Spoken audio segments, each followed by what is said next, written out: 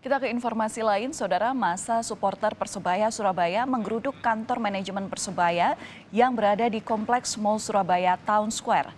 Mereka kecewa atas kekalahan tim kesayangannya saat melawan Rans Nusantara FC.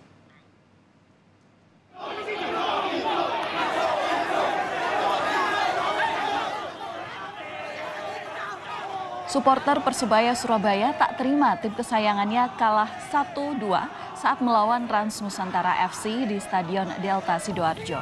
Awalnya demo berlangsung damai, namun timbulnya ketegangan membuat polisi terpaksa membubarkan massa dengan menembakkan gas air mata. Para supporter pun berhamburan ke jalan raya untuk menghindari peluru gas air mata.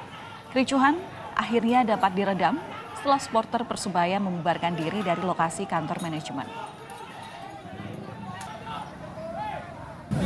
Pada pukul 21:15, sepertinya reaksi supporter bonek ini malah melakukan pemukulan maupun perusakan, bahkan mencoba masuk ke ruang-ruang. Sementara ruang masyarakat di sana banyak, sehingga kami terpaksa melaksanakan tindakan represi pembubaran. Sebelumnya, saudara, supporter Persebaya Surabaya atau biasa disebut bonek rusuh di Stadion Gelora Delta Sidoarjo, Jawa Timur setelah tim kesayangannya takluk 1-2 dari Rans Nusantara FC. Usai pertandingan, bonek langsung menjebol pagar pembatas antara tribun dan lapangan. Bonek juga merangsek ke tengah lapangan dan merusak papan iklan, gawang, bangku pemain, serta fasilitas di dalam Stadion Gelora Delta Sidoarjo.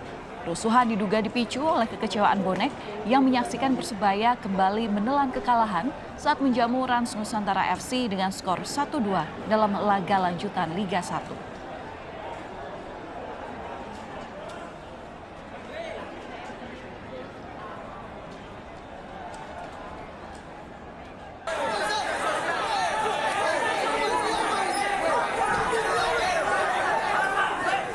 Kerusuhan juga kembali terjadi di luar stadion saat para pemain hendak keluar dari dalam stadion.